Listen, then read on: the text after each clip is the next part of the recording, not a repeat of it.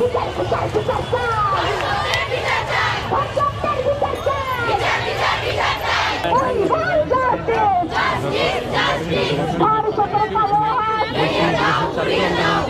disturbing and it's shocking, and I'm ashamed to be a part of that society.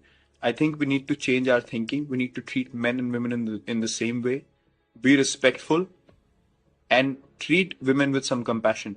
See something like that happen, and for people to watch it and not do anything about it, I think it's a cowardly act. Those people have no right to call themselves men.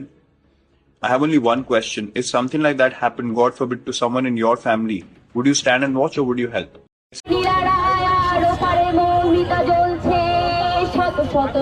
কলকাতায় মৌমিতা ধর্ষণ ও হত্যাকাণ্ডের বিচারের দাবিতে এখন আমরা জানি যে আমাদের গণঅভ্যুত্থানের শুরুতে কিন্তু কলকাতার মানুষরা কিভাবে আমাদের পক্ষে দাঁড়িয়েছিল, এবং আমাদের সারা বাংলাদেশের জনগণের দায়িত্ব যখনই হচ্ছে সারা পৃথিবীতে যখন কোনো নিপীড়নের ঘটনা ঘটে, যখন কোনো হচ্ছে অত্যাচার ঘটে, তখন কিন্তু ভয়েস রেজ করে, এটা আমাদের জায়গা থেকেও দায়িত্ব।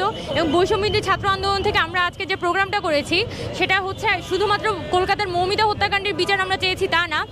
গত 15 বছর আওয়ামী লীগের শাসনামলে এখানে যারা ধর্ষণ এবং হত্যার ঘটনা ঘটিয়েছে, ম্যাক্সিমাম কেস যদি আপনি স্টাডি করেন, ম্যাক্সিমাম কেস এখানে হয়েছে ক্ষমতাসীনদের দ্বারা বা ক্ষমতাসীনদের যারা মদতপুষ্ট লোকজন তাদের দ্বারা। এখানে পুলিশ বাহিনী দ্বারা ঘটেছে, এখানে ছাত্রলীগ দ্বারা ঘটেছে, বা এমন শিক্ষকদের দ্বারা ঘটেছে দ্বারা যা দেখাচ্ছে সরাসরি আপনার ক্ষমতার সুবিধাভোগী।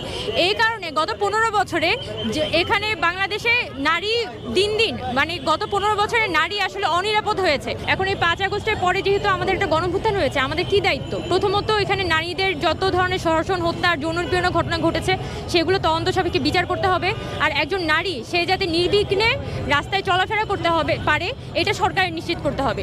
প্রিয় নাম্বার সেট করে বিকাশে সেন্ড মানি করুন ফ্রি।